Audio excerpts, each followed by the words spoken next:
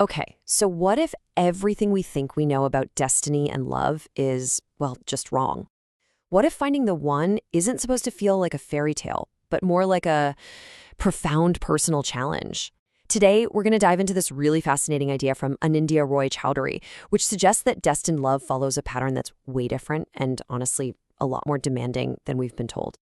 And here it is, the big, bold claim at the heart of it all. The idea is that there's a specific, almost predictable pattern to these huge, life-altering connections. So what is that one unmistakable sign? What's the pattern that always shows up? Well, let's break it down. All right, so first things first, we have to tackle the biggest misconception of them all, the fairy tale myth. You know the one, the idea that destined love should be simple and easy. But as we're about to see, the reality is pretty much the exact opposite.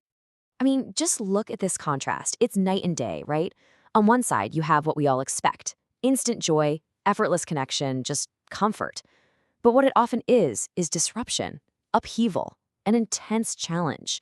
It's not meant to make your life easier, at least not at first. Its real job is to challenge you and force a serious transformation. And this is the key right here. The universe doesn't just drop the person you're meant for into your lap. Nope, it gives you a test. It basically demands that you grow, that you heal, and that you evolve as a person before any real, lasting union can happen. The connection itself is the catalyst for that test. So, if it's not all comfort and ease, what does the beginning of a destined connection actually feel like? Well, that brings us to our second point. The first true sign is often this unsettling recognition. It doesn't start with that calm, oh, I feel so safe feeling. It starts with a quiet, almost jarring feeling of being seen, like really seen, in a way maybe no one ever has before. And you know what? That feeling isn't always peaceful. In fact, it can be deeply disturbing. So why is it so unsettling? It's because this person, they act like a mirror. They reflect back to you all the parts of yourself you've kept hidden. Your fears, your insecurities, all those old wounds. This kind of connection doesn't just knock politely on the door, it arrives like a storm and completely shakes the foundation of who you thought you were. And this is where things get really counterintuitive, maybe even a little hard to swallow. We need to talk about the purpose of pain and separation. It feels like a sign that it's all gone wrong, but in this view, it's actually a necessary, crucial part of destiny's design. When life pulls two people like this apart, the universe is sending a very clear, very simple message. Not yet. It means one or both of you just isn't ready. There's individual work that has to be done first, before that union can actually work. And the pain from this separation, it's not your typical heartbreak. It's described as a deep sense of disorientation. It literally feels like a part of you is missing, because the connection was never just about them. It was tied directly to your own personal growth, to the parts of yourself you still needed to face. So, that pain actually has a job to do. Think of it as a calling. It forces you to finally confront your deepest wounds, to build genuine self-worth, to learn how to set healthy boundaries. The whole point is to get you ready to love from a place of wholeness and choice, not from a place of desperation or need. Okay, so what actually happens during this time apart? This is where the real internal work gets done. This is the transformation that happens in the silence, when there's zero contact. Let's really dig into that. Because it's not about what you might think. It's not about obsessing over them or waiting for a text. Actually, it's the exact opposite. Your focus has to turn inward. And that's when this profound internal shift starts to happen, sometimes without you even realizing it at first. You can really see that shift here. You start moving away from needing superficial attention and toward craving real authenticity. You stop chasing things you can't control, and you start facing the things you have to. This whole process is called integration, not obsession.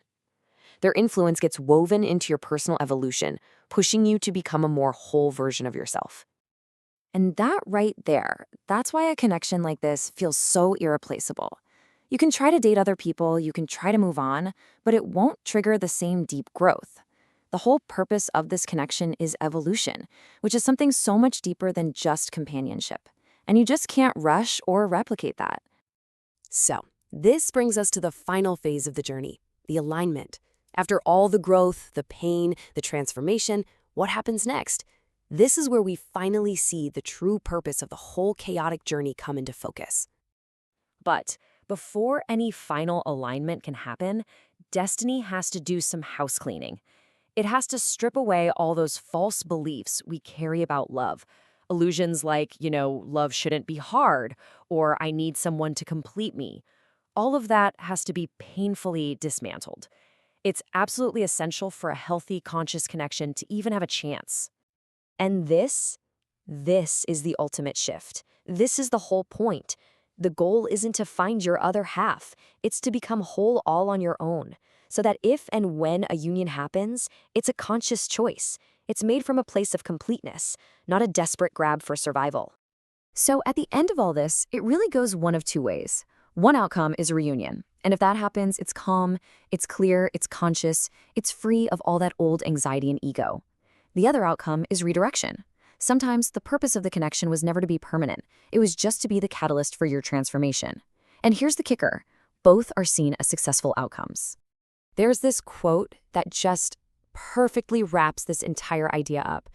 Destiny prioritizes your ultimate growth over your immediate comfort. That heartbreak actually serves a higher purpose.